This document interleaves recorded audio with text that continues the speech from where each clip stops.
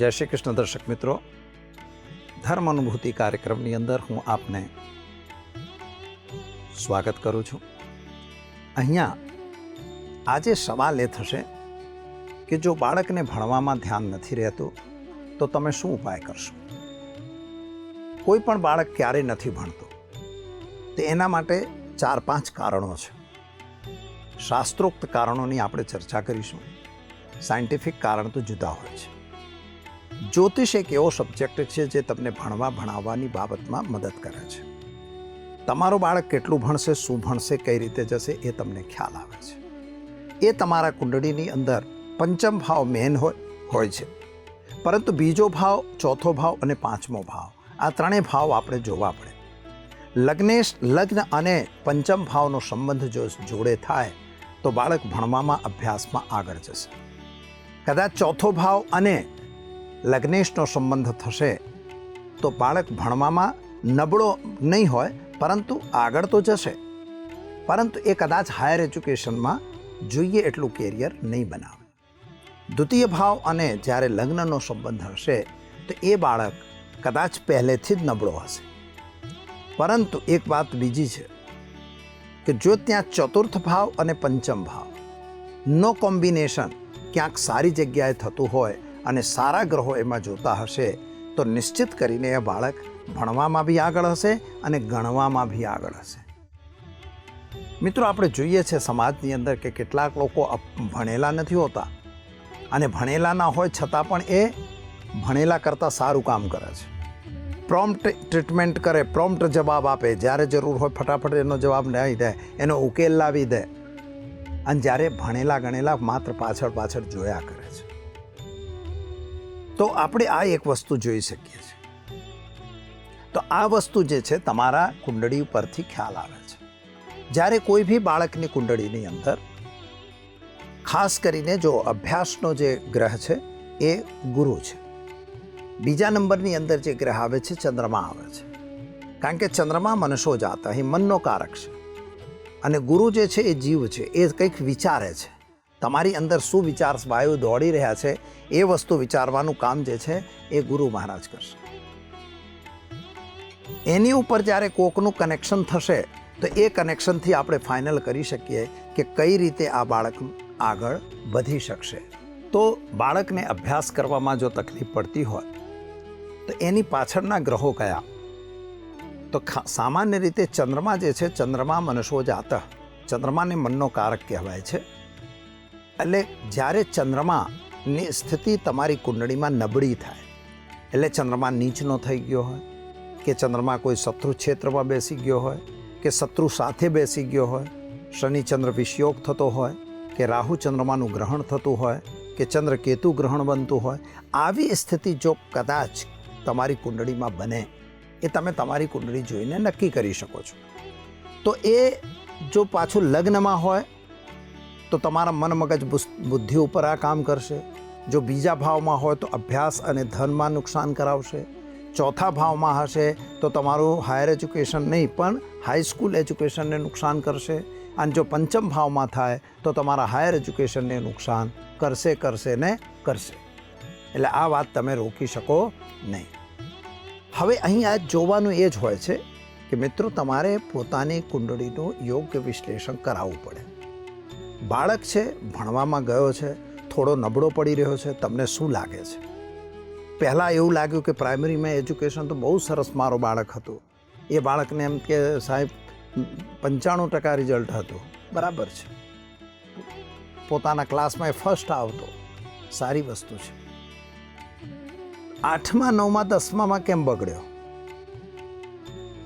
કારણ કે એનો ચોથો ભાવ દૂષિત થયો.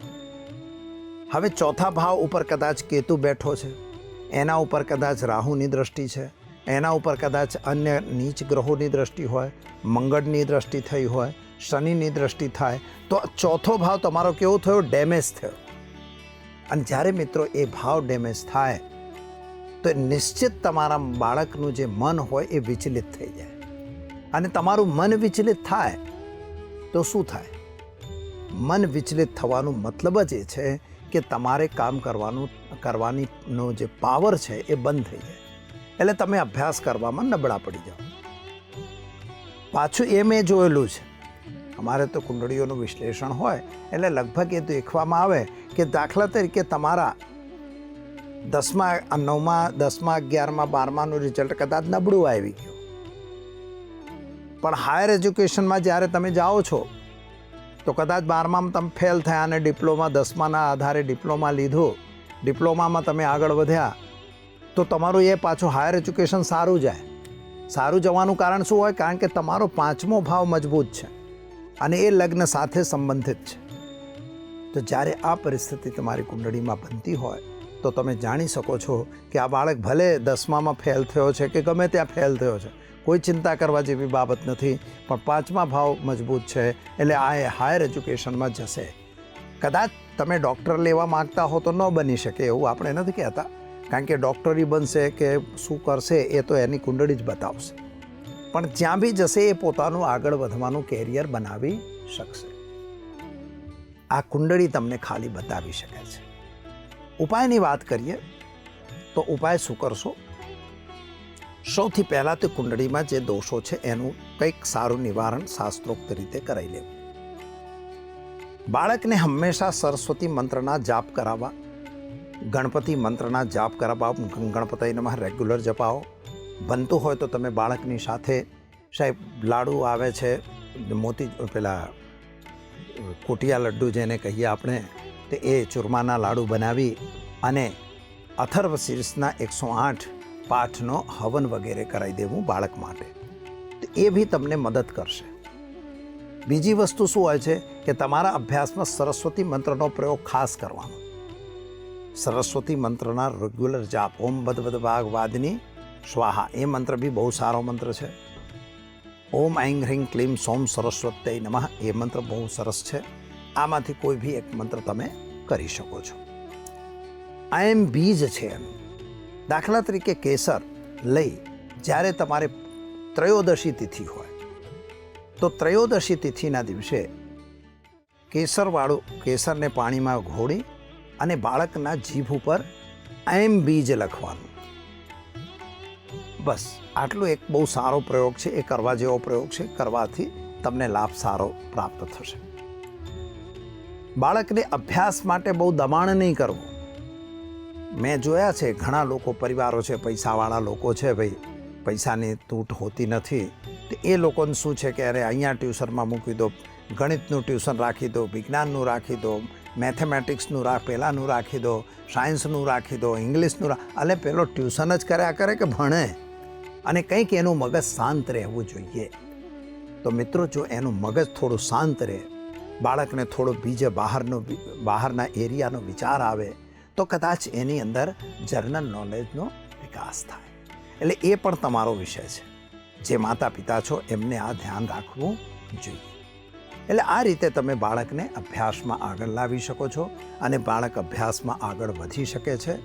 અને ખાસ કરીને એક પ્રયોગ બી છે, બહુ સારો પ્રયોગ છે, કે ચાંદીની કટોરીની અંદર દૂધમાં કેસર નાખી, સાકરના ટુકડા થોડા નાખી અને ઓમ ઐં હ્રીં ક્લીમ સોમ સરસ્વત્યય નમઃ અને ઓમ ગં ગણપતય નમઃ, આ બે જ મંત્રો, કોઈ વધારાના મંત્રોની જરૂર નથી. આ બે મંત્રોની એક માળા કરી નિયમિત એ દૂધ જો બાળકને પાસો તો જો એની મંદ બુદ્ધિતા હશે તો પણ દૂર થશે, યાદદાસ્તમાં વધારો થશે અને એ સરસ રીતે આ બાળક પોતાનો જે પ્રોગ્રેસ છે એ કરી શકશે. એને સરસ્વતી કવચ પણ આવે છે, એ વિદ્વાન બ્રાહ્મણો દ્વારા બનાવવામાં આવે છે.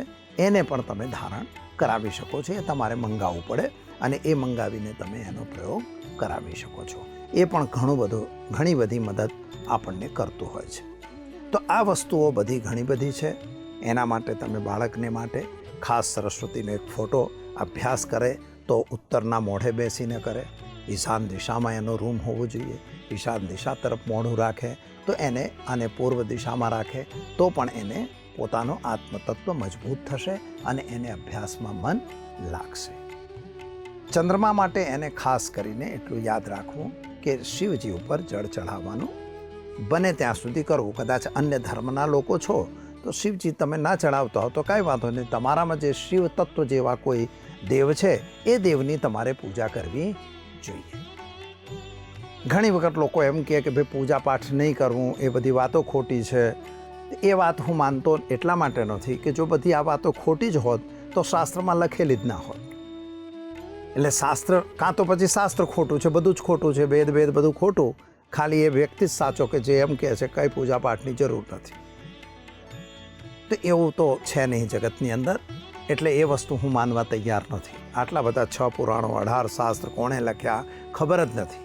તો એ વસ્તુઓ બધી ખોટી.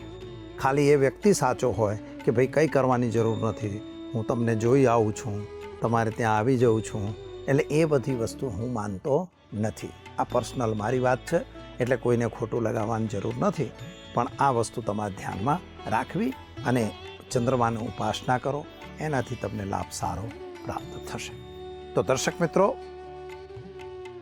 આપશો મને રજા. નમસ્કાર.